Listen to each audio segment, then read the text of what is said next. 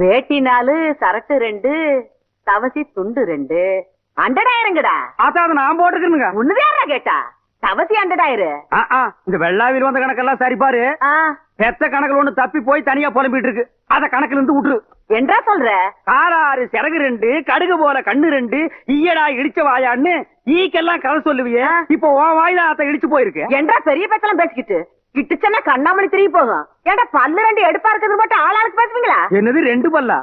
எல்லா பல்லும் தான் மாம்பட்டி மாதிரி நீட்டிட்டு நிக்குது. சரிதான் இருக்கிட்டு விஷயத்த சொல்லி காட்சி போடுவேன். இந்த பல்லுல கடிக்கிறது ஒண்ணுதான், கடப்பாரில கிணறு வெட்டுறது ஒண்ணுதான். என்றாங்க முணுமுணுப்பு. உன் பேத்தி கதையை சொல்ல வந்தனாத்தா. ஏண்டா அவளுக்கு என்ன? தாவடி போட்டுட்டு இருந்த புள்ள சேலை கட்டிக்கு ஆசைப்பட்டு சேலைக்காரனை கூப்பிட்டு இருக்கு.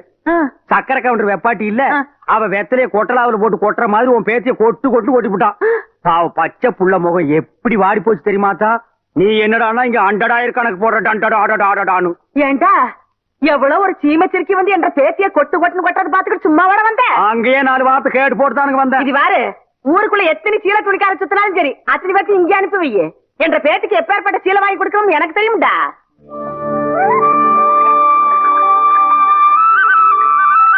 மாகாளி ஐயா, லேசா தூரல் விழுந்த மாதிரி தெரியுறோ. களத்து மேட்டுல இருக்க நெல்லு மூட்டையில சாலைக்குள்ள எடுத்து வைக்க. ஐயா கும்பிடுறாங்க. என்ன விஷயம்? பெரிய கவுண்டிச்சு உங்க அக்கா பொண்ணுக்கு புடவை எடுத்திருக்காங்க. உங்ககிட்ட பணம் வாங்கி சொன்னாங்க. எத்தனைடா? 300 ரூபாய்ங்க.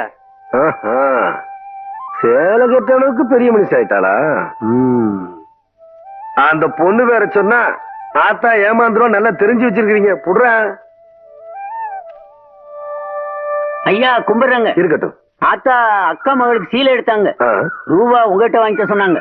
ஓஹோ, என்றாது 2-3 சேலை எடுத்திருக்கு. எத்தனை? 200 ரூபாங்க. இந்த வாரங்க. நல்லது. ஐயா வணக்கங்க. இருக்கட்டும். ஆத்தா பேத்திக்கு சேலை எடுத்திருக்காங்க.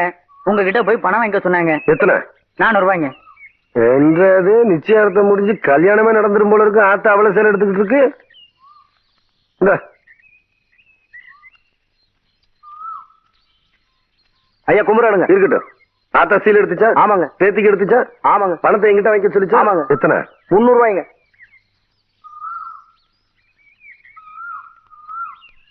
இந்தாங்க. நல்லதுங்க. ஐயா ஐயா, இந்த இடத்துக்கு தான் 300 ரூபாய் எடுத்து போன. அது பெரிய கவுண்டர் எடுத்த பட்டு சேலைங்க. இது தெய்வான எடுத்த நூல் சேலைங்க. தெய்வானையா? கவுண்டரே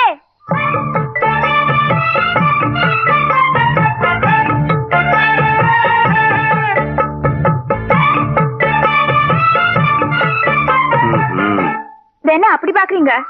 கவுண்டர் வேற சொன்னா கைலாசி வேலைக்கு வாங்கி போடலாம்னு சொன்னாங்க. அது நெசமா இல்லையான்னு பாக்குறதுக்கு தான் இந்த சேலை எடுத்தேன். கண்ட பொண்ணுக்கு சேலை எடுத்துக்காளுங்க. காசு கொடுக்க இந்த கவுண்டர் தான் கிடைச்சானா? போடடே போ. கவுண்டரே, திரௌபதிக்கு கிருஷ்ணர் சேலை கொடுத்த மாதிரி அவ்வளவு நீர்ச்சி எடுத்துட்டேன். ஏதோ 8 முழத்துல ஒரு சேலை எடுத்துட்டேன். பேசாம காசு கொடுத்து போட்டு போவியா? நீ மட்டும் மரியாதை அந்த சேலை காசு கொடுக்கல, போறது 1.5 மானம் இல்ல 1.5 மானம். ஐயோ துணிக்காரே, இந்த சேலை கையோட அவுத்து கொடுத்துறேன். நிறுத்துப்புல பூராத்தனையும் அவக்கிறதுக்குள்ளேயும் மலமலன் பணத்தனையும் அவன் கையில கொடுத்து போடுறா.